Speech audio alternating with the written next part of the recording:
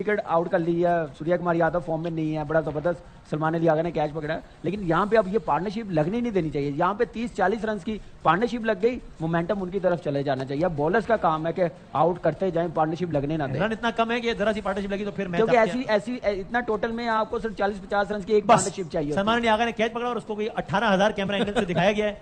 फखर जमान वाला के time camera खराब हो गए थे, शायद एंगल नहीं दिखाया था। हाँ जी, बस जो स्टार्ट बैटिंग में मिला था वही बॉलिंग में मिला मिल तो गया है, लेकिन बैटिंग की तरफ क्लैप्स ना कर जाए कि बॉलर आए कोई और पिटाई खा जाए। अब 2 ओवर करें, 1 ओवर और शाइन से कराना चाहिए। अच्छा। चांस लेना चाहिए। गिल को आउट करें, आप मैच में आ जाएंगे दोबारा, फिर ये आपके लिए 170-75 रन नहीं होंगे।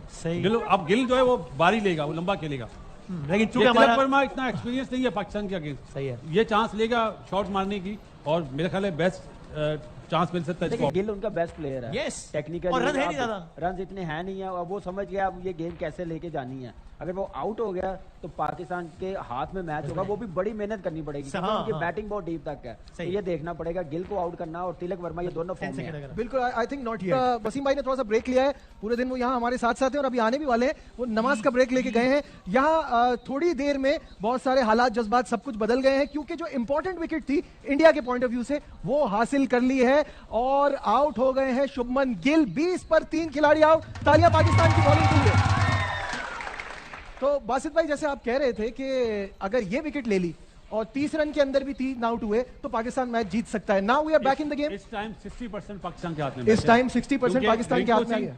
संजू और तिलक वर्मा इतने एक्सपीरियंस नहीं है अगेंस्ट पाकिस्तान जितना गिल और अभिषेक 2 मैचों में रन कर चुका है। बिल्कुल सही है, एक्सपीरियंस की बात कर रहे हैं और साथ साथ जिस तरह की सिचुएशन है, जिस तरह की पिच है, उस लिहाज से गिल बहुत डेंजरस हो सकते थे। बिल्कुल ऐसा ही है, और बड़ा जबरदस्त कैच पकड़ा और बड़ा मेरे ख्याल से इस वक्त जरूरत थी पाकिस्तान टीम को आउट होना गिल का, और बड़ी अच्छी विकेट मिली। अब इसका ये थोड़ी हो सकता कि आप रन रोकें, यहाँ तो आउट के लिए ही जाना पड़ेगा ना। 40 for 3 in 6.4 डॉट बॉल अगर होती है तो फिर वो रैश शॉट मारेंगे ना नजीब। अगर उन्हें बाउंड्रीज मिलती रहेंगी तो फिर तो उनके लिए प्रॉब्लम नहीं है ना। जी बिल्कुल, और फिर इंडियन बैटिंग लाइन को रोकने का तरीका यही हो सकता है कि आप इनको किसी तरह से भी आउट करें, तभी, वरना वो रोकेंगे नहीं। 53 for 3 है इंडिया, 53 for 4 हो सकता था इंडिया अगर एक आसान कैच, मैं बहुत मुश्किल कैच तो नहीं लग रहा था, हुसैन तलत ने छोड़ दिया संजू सैमसन का जब वो 12 रन पे बैटिंग कर रहे थे। सो अभी जब मैं आपसे बात कर रहा हूँ तब इंडिया को ये मैच जीतने के लिए 68 बॉल्स में 94 रन चाहिए, जो कि अगेन मैं I would still call it 85-15 और 90-10 इन फेवर ऑफ इंडिया। इनसे पूछते बासित भाई क्या है, किसकी फेवर में कितना है match? 35-65 in favour of India, 65-35। भाईजान टाउन में मेरे ख्याल से 55 favour of India. Right, okay. मैं असल में उम्मीद बांधने के मूड में नहीं हूँ, इसलिए मैं आप ना ही बांधे ज्यादा। हाँ जी, 60-40 यानी इस स्थिति में इंडिया को कुछ भी एक्स्ट्रा ऑर्डिनरी करने की जरूरत नहीं है to win this tournament. Sir अभी 9